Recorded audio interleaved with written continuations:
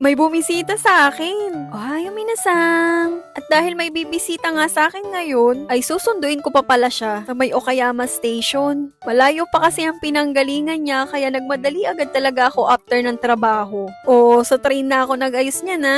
Pero hindi pa ako nagkaigi, nag-retouch pa rin ako sa may CR. Ay nakakahiya naman sa kakatagpuin ko na ang pangit ng itsura ko, diba? Kaya nag-ayos talaga ang lola nyo. Bali mula pala sa amin ay nagbiyahe pa ako ng mga 1 oras bago ako makarating sa Okayama Station. 2 train pa kasi ang sasakyan ko bago ako makarating dun. Ay kinontak na rin ako ng katagpo ko ay nandun na pala siya. Medyo maaga siyang nakarating kasi maaga din siyang umalis sa kanila. Kaya wala talaga akong sinayang na oras kaya diretso biyahe talaga ako papunta sa Okayama. O, kilala niyo na ba kung sino siya? Sa mga nakapanood, syempre alam niyo na kung sino siya, 'di ba? Madaming tao pala ngayon sa station kasi nga holiday. Sabi pala nung katagpo ko ay nasa baba daw siya na tong station. Pagsakay ko pa lang sa escalator ay nakita ko na agad siya sa baba. Uy, binisita ako ni Mahal. Siya naman ang bumisita sa akin ngayon. Sakto kasi winter vacation na nila. Ay sana all talaga may vacation. 9 days din silang walang pasok. Kaya pag ganitong mahaba yung bakasyon nila, napunta talaga siya sa may amin. O diba, ganda-gandahan tayo dyan.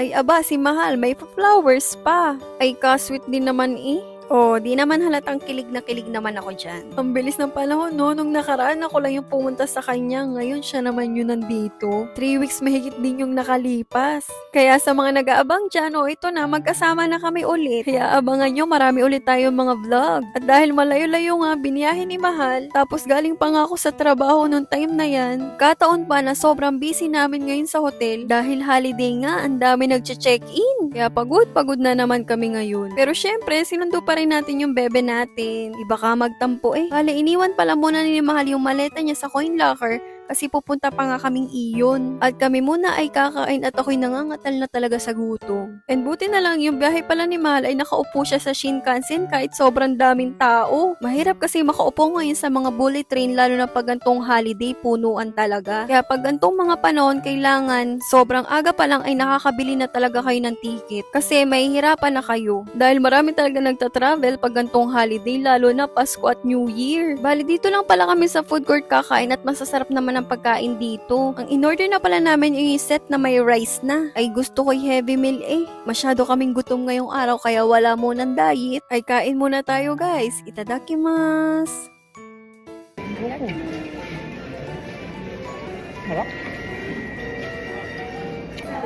Sa pupunta sa sunod. Kumain na muna kami dyan na may konting chismisan. Said na said talaga guys. Walang natira dyan ha. Masyado kami na paghahalata na gutom eh. After namin kumain, naglibot-libot lang pala kami dito sa Ion Mall. Nag-check din kasi ako ng salamin eh. Gusto ko kasing bumili ng pang-arte lang na salamin. Pero di ko mapili kung ano ba yung bagay sa hugis ng mukha ko. Bilog ba yan or square? Ay nakailang sukat din ako dyan pero hindi rin naman ako nakabili. Tapos magtitingin pa sana ako sa mga iba't ibang store na nakita ko ay hinihila na ako ni Mahal. Eh kung san-san pa daw ako nagpupunta. Aba syempre minsan lang ako makapunta sa mall no. Tapos pinipigilan pa niya ako.